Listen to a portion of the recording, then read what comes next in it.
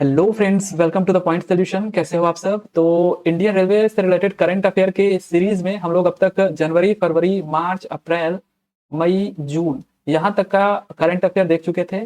इस वीडियो में हम लोग जुलाई और अगस्त, ठीक है, जुलाई और अगस्त से जितने भी इंडियन रेलवे से रिलेटेड करंट अफेयर के क्वेश्चन बन सकते हैं उनको देखने वाले हैं। तो आज का जो पहला क्वेश्चन है वो आपके सामने है कि हाल ही में इतवारी रेलवे स्टेशन का नाम बदलकर क्या कर दिया गया है। So what has the name of Itwari railway station been changed recently? तो काफी सारे रेलवे स्टेशन के नाम अभी पिछले कुछ सालों में चेंज हुए हैं।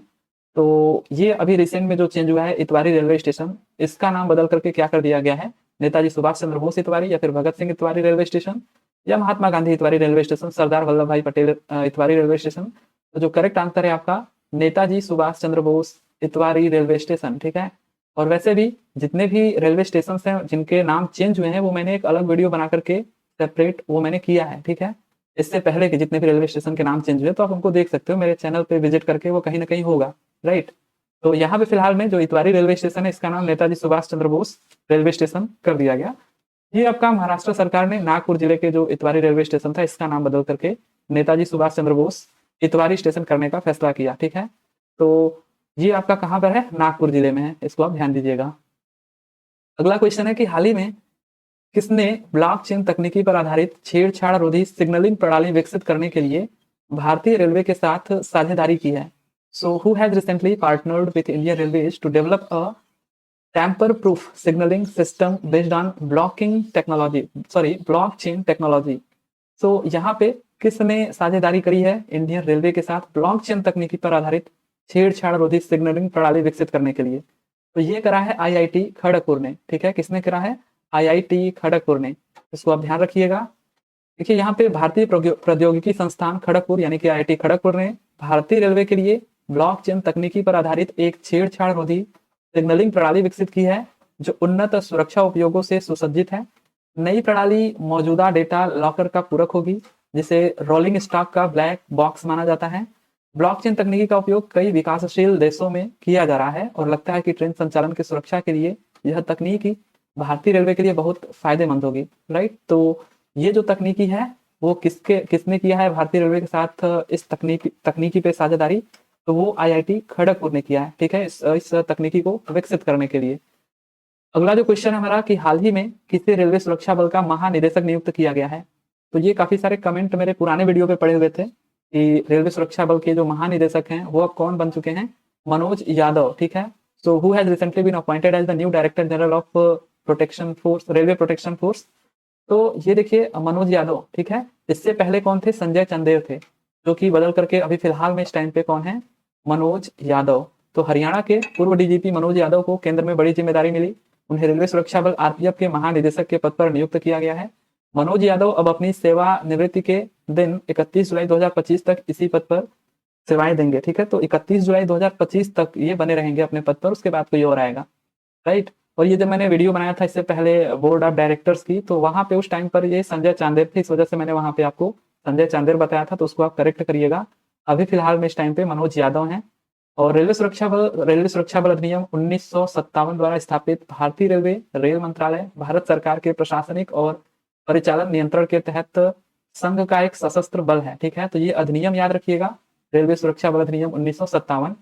इसमें रेलवे संपत्ति गैर कानूनी कब्जा अधिनियम 1966, रेलवे अधिनियम 1989 समय समय पर संशोधित के तहत किए गए अपराधों की खोज, गिरफ्तारी, पूछताछ और मुकदमा चलाने की शक्ति है, राइट। तो इतनी शक्तियां इनको प्राप्त है।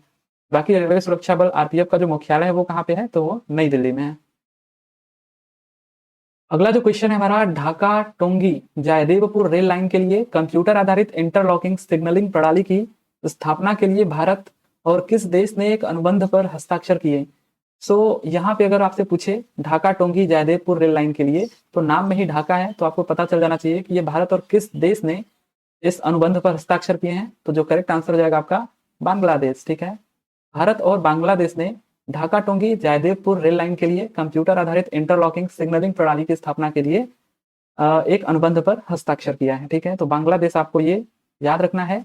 23 जुलाई का वो दिन था, 23 जुलाई 2023 को भारत और बांग्लादेश ने रेल भवन ढाका बांग्लादेश में ढाका टोंगी जयदेवपुर रेल लाइन के लिए कंप्यूटर आधारित इंटरलॉकिंग सिग्नलिंग प्रणाली की स्थापना के लिए एक अनुबंध पर हस्ताक्षर किया। यह परियोजना भारत द्वारा बांग्लादेश को दी गई लाइन ऑफ क्रेडिट LOC के तहत कार्यान्वित की जा रही है। ठीक है, तो इसको आप ध्यान दीजिएगा। ये आपका ढाका टोंगी जयदेवपुर रेल लाइन है। इसके लिए कंप्यूटर आधारित इंटरलॉकिंग सिग्नलिंग प्रणाली की स्थापना के लिए एक अनुबंध पर भारत और बांग्लादेश ने हस्ताक्षर किया। अगला क्वेश्चन है कि वंदे भारत के स्लीपर कोच से सजी ट्रेनों का वाणिज्यिक उत्पादन कब से शुरू होगा। तो आपने इधर बीच न्यूज सुना होगा कि स्लीपर कोचेज आने वाली हैं वंदे भारत में। ठीक है, तो when will commercial production of Vande Bharat sleeper coach train begins. तो अभी ये कब स्टार्ट होंगी बनना। तो यहाँ पे जुलाई 2024, जून 2024, जुलाई 2025 या फिर जून 2025। तो जो करेक्ट आंसर है आपका जून 2025। ठीक है, जून 2025 से ये बनना शुरू होंगी।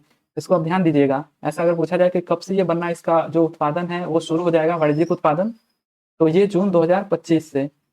तो वंदे भारत की शयनयान कोच से सजी ट्रेनों का वाणिज्यिक उत्पादन Titagarh rail system limited TRSL के उत्तरपाड़ा संयंत्र में जून 2025 से शुरू होगा। ठीक है, कौन सी कंपनी बना रही है इसको। तो टीटागढ़ रेल सिस्टम लिमिटेड, ये भी आप ध्यान रखिएगा। टीटागढ़ रेल सिस्टम लिमिटेड के द्वारा ये बनाया जा रहा है। कहाँ पर, उत्तरपाड़ा संयंत्र में। ये आपका पश्चिम बंगाल में बनाया जा रहा है। ठीक है, तो TRSL के एक वरिष्ठ अधिकारी ने मंगलवार को यह जानकारी देते हुए कहा कि सार्वजनिक क्षेत्र के उपक्रम BHEL के साथ स्थापित गठजोड़ को रेलवे ने वंदे भारत स्लीपर ट्रेन के 80 सेट बनाने का काम सौंपा है। ठीक है, कितने सेट, 80 सेट। वंदे भारत की यह स्लीपर ट्रेनें अभी तक परिचालन में मौजूद वंदे भारत ट्रेन से अलग होंगी। इसमें बैठने वाली सीटों की जगह यात्रियों के सोने लायक सीट लगाई जाएंगी। उन्होंने कहा कि गठजोड़ इस ट्रेन के 50 से 55% कल पुर्जों का निर्माण बंगाल में ही करेगा। इस गठजोड़ में TRSL की हिस्सेदारी 52% की होगी। ठीक है, ये जो कंपनी बना रही है इसमें जो इसकी हिस्सेदारी होगी, हालांकि ये भारतीय रेलवे के साथ ही मिलकर बना रही है, लेकिन जो इसकी हिस्सेदारी होगी वो 52% की होगी। ठीक है, कुछ इस तरीके का आपको दिखेगा वंदे भारत ट्रेन में स्लीपर कोचेज। अगला क्वेश्चन है कि हाल ही में किस रेलवे स्टेशन को सांस्कृतिक विरासत संरक्षण के लिए 2022 संयुक्त राष्ट्र शैक्षिक, वैज्ञानिक और सांस्कृतिक संगठन यूनेस्को एशिया प्रशांत पुरस्कार मेरिट का पुरस्कार प्राप्त हुआ। So which railway station recently received the 2022 United Nations Educational, Scientific and Cultural Organization यानी कि UNESCO Asia Pacific award of merit for cultural heritage conservation.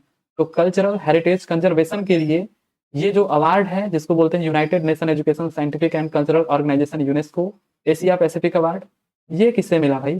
ठीक है, काफी बड़ा मैंने बोल दिया, बट किससे मिला ये। तो ये मिला है आपका बाईकुला रेलवे स्टेशन को। ठीक है, बाईकुला रेलवे स्टेशन, हिंदी में इसको बायखला बोलते हैं, इसको ये मिला है। राइट, ये काफी पुराना है। सो मुंबई के बायखला रेलवे स्टेशन को सोमवार, यानी कि अभी ये सोमवार वगैरह तो हटा दीजिए क्योंकि काफी पुरानी न्यूज है, तो 24 जुलाई को यूनेस्को का एशिया प्रशांत सांस्कृतिक विरासत पुरस्कार मिला, जिसे नवंबर 2022 में घोषित किया गया था। तो भायखला रेलवे स्टेशन जो 169 साल पुराना है। ठीक है, अभी आप देखोगे कि 170 से अब हम लोग अधिक जा रहे हैं अपने रेलवे, जब से हमारा स्टार्ट हुआ इंडियन रेलवे। ठीक है, तो ये 169 साल पुराना है। इसको सांस्कृतिक विरासत बहाली और संरक्षण के लिए UNESCO Asia Pacific award of merit मिला है। राइट, ये आपका भायखला, बायकुला आप या फिर भायखला ऐसे पढ़िए। ठीक है, तो ये रेलवे स्टेशन है आपका, इसको ये पुरस्कार मिला है, एशिया प्रशांत सांस्कृतिक विरासत पुरस्कार। राइट, अगला क्वेश्चन है कि हाल ही में अमृत भारत स्टेशन योजना के तहत प्रधानमंत्री ने कितने रेलवे स्टेशनों के पुनर्विकास की आधारशिला रखी है। ये क्वेश्चन देखिए अभी आपका रिपीट हुआ है, बट मैंने जो इससे पहले क्वेश्चन कराया था वहां पे एक कमेंट आया था कि मैंने बताया था कितने रेलवे स्टेशनों की पहचान करी गई है, तो मैंने बताया था 1275 रेलवे स्टेशनों की पहचान करी गई है।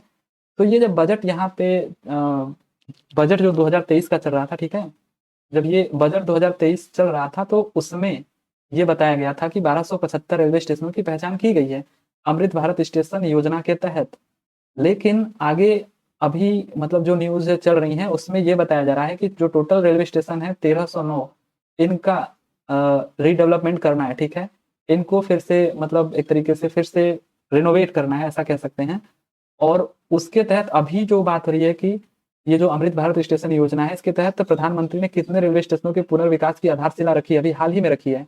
तो ये टोटल 508 रेलवे स्टेशनों की आधारशिला रखी है। ठीक है, तो इस योजना के भाग के रूप में देखिए प्रधानमंत्री ने 508 रेलवे स्टेशनों के पुनर्विकास की आधारशिला रखी है, और इन स्टेशनों का पुनर्विकास 24,470 करोड़ रुपए से अधिक की लागत से किया जाएगा। अभी फिलहाल में 508 रेलवे स्टेशन, ठीक है, इसको आप ध्यान रखिएगा। और जो इस पे खर्च आ रहा है वो 24,470 करोड़ का आ रहा है। शहर के दोनों किनारों के उचित एकीकरण के साथ इन स्टेशनों को सिटी सेंटर के रूप में विकसित करने के लिए मास्टर प्लान तैयार किए जा रहे हैं। इस योजना का लक्ष्य पूरे भारत में कुल 1309 रेलवे स्टेशनों का पुनर्विकास करना है। तो किसी ने कमेंट जो किया था कि 1309 रेलवे स्टेशन होना चाहिए, तो वो जो बजट के हिसाब से अगर पूछेगा कितने रेलवे स्टेशनों की पहचान करी गई अमृत भारत स्टेशन योजना के तहत, तो आपको बताना है 1275। लेकिन यहाँ पे जो लक्ष्य है टोटल अभी, क्योंकि हो सकता है आगे इस स्कीम में और भी रेलवे स्टेशनों को पहचाना गया होगा, मतलब उनको भी रिनोवेट करने का बोला गया होगा, तो ये बढ़कर के 1309 रेलवे स्टेशन हो गए हैं, राइट। तो इसको ध्यान दीजिएगा, 1275 रेलवे स्टेशनों की पहचान की गई थी, लेकिन अभी जो लक्ष्य रखा गया है टोटल वो 1309 रेलवे स्टेशनों को पुनर्विकास करना है, राइट।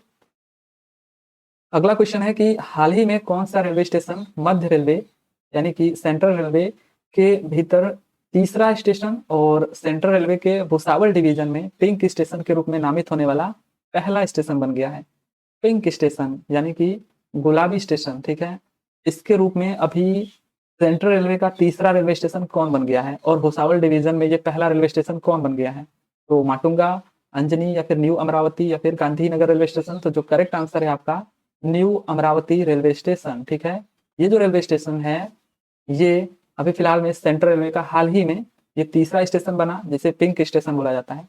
पिंक का मतलब आप समझ रहे हो कि थोड़ा ये लेडीज से रिलेटेड आपको लग रहा है, ठीक है, महिलाओं से रिलेटेड।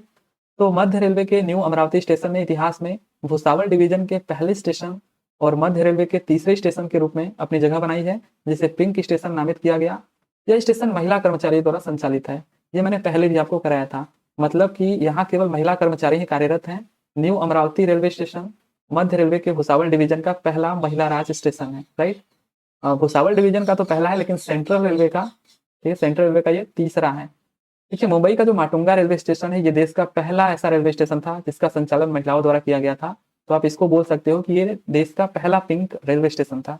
और राजस्थान का जो गांधीनगर रेलवे स्टेशन है ये भी पिंक रेलवे स्टेशन है। बाकी यहाँ पे सेंट्रल रेलवे जो है आपका, ये सेंट्रल रेलवे, इसका देखिए माटुंगा जो रेलवे स्टेशन है ये पहला पिंक रेलवे स्टेशन, और ये जो अजनी रेलवे स्टेशन है, ठीक है, ये दूसरा रेलवे स्टेशन है जो कि पिंक रेलवे स्टेशन बना। और ये न्यू अमरावती ये तीसरा रेलवे स्टेशन है जो कि पिंक रेलवे स्टेशन बना सेंट्रल रेलवे का, राइट।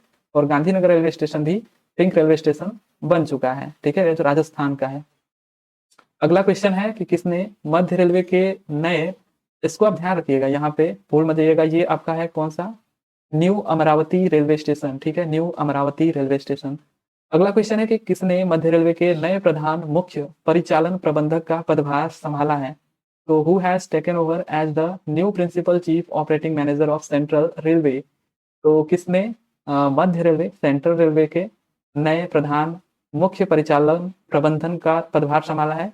तो ये है आपके श्याम सुंदर गुप्ता, ठीक है, बी ऑप्शन यहाँ पे आपका क्या है, करेक्ट है। ये पहले, इससे पहले मुकुल जैन थे, लेकिन अभी श्याम सुंदर गुप्ता बन गए हैं, ठीक है, मुख्य परिचालन प्रबंधक। कहाँ के? सेंट्रल रेलवे के, ठीक है, सेंट्रल रेलवे के। तो इसको आप ध्यान रखिएगा, सिंपली ये भी एक नियुक्ति ही है, तो ऐसे ही बस क्वेश्चन बन गया तो बन गया, राइट। तो श्याम सुंदर गुप्ता ने 5 सितंबर 2023 को मध्य रेलवे के प्रधान मुख्य परिचालन प्रबंधक के रूप में पदभार संभाला। उनकी नियुक्ति मुकुल जैन की सेवानिवृत्ति के बाद हुई है, जो 31 अगस्त 2023 को इस पद से सेवानिवृत्त हुए थे। तो 31 अगस्त 2023 के बाद से अगर हम बात करें तो अब मध्य रेलवे के जो प्रधान मुख्य परिचालन प्रबंधक हैं वो श्याम सुंदर गुप्ता हैं। अगला क्वेश्चन है कि हाल ही में रेलवे बोर्ड की पहली महिला सीईओ और चेयरपर्सन किसे नियुक्त किया गया है? तो who has recently been appointed as the first woman CEO and chairperson of the railway board? तो ये भी क्वेश्चन आपका मैंने जब कराया था उस टाइम पे ये अनिल कुमार लोहाती थे, ठीक है, जो सीईओ थे इंडियन रेलवे के। और साथ ही साथ DFCCIL की अगर हम बात करें, DFCCIL की, तो इसके भी सीईओ थे ये, लेकिन पार्ट टाइम, ठीक है। और लेकिन अभी कौन है इस टाइम पे, कौन बनी है? तो ये जया वर्मा सिन्हा बनी है, ठीक है, जया वर्मा सिन्हा, ये इंडियन रेलवे की सीईओ बनी है। लेकिन DFCCIL की बात करें तो अगेन जैसे अनिल कुमार लोहाती पार्ट टाइम थे चेयरपर्सन DFCCIL के, वैसे ही जया वर्मा सिन्हा भी, अगर आप देखोगे तो DFCCIL का जो एडमिनिस्ट्रेटिव वाला सेक्शन है ना, वहां पे आप देखोगे कि ये पार्ट टाइम, ठीक है, ये पार्ट टाइम सीईओ हैं। पार्ट टाइम सीईओ कौन है इस टाइम पे? जया वर्मा सिन्हा DFCCIL की। और इंडियन रेलवे के पार्ट टाइम नहीं बल्कि ये सीईओ हैं, ठीक है, फुल टाइम रेगुलर। तो ये जया वर्मा सिन्हा, आप इसको ध्यान रखिएगा, जब मैंने कराया था उस टाइम पे ये नहीं बनी थी, इसी वजह से ये भी कमेंट आ रहे थे मेरे प्रीवियस वीडियोस पे कि जया वर्मा सिन्हा हो गई हैं, राइट। और मैंने बाद में नीचे कमेंट को पिन किया भी था कि दया वर्मा सिन्हा बन गई हैं। तो यहाँ पे अगर हम बात करें, इससे पहले देखिए ये क्या थे, अभी आपका जो ओपीबीडी का एग्जाम होने वाला है, ऑपरेशंस एंड बिजनेस डेवलपमेंट का। तो पहले ये इसकी क्या थी, डायरेक्टर थी Jaya Varma Sinha, OP and BD की, ठीक है। लेकिन अब ये इंडियन रेलवे की सीईओ बन गई हैं, तो इनके स्थान पे ओपीबीडी के कौन डायरेक्टर बने हैं, तो ये बने हैं श्री नंदुरी श्रीनिवास, ठीक है। तो आप इसको यहाँ पे कर लीजिए, राइट। तो अगर हम बात करें यहाँ पे फिलहाल में इस टाइम पे कौन है, नंदुरी श्रीनिवास, ये ओपीबीडी के डायरेक्टर हैं, ठीक है। तो आपका जो एग्जाम है ऑपरेशंस एंड बिजनेस डेवलपमेंट, हो सकता है कि यही पूछ दे कि डीएफसीसीआई में जो ऑपरेशंस एंड बिजनेस डेवलपमेंट वाला सेक्शन है, जो ये डिपार्टमेंट है, इसके डायरेक्टर कौन है, तो ये हैं श्री नंदुरी श्रीनिवास, ठीक है।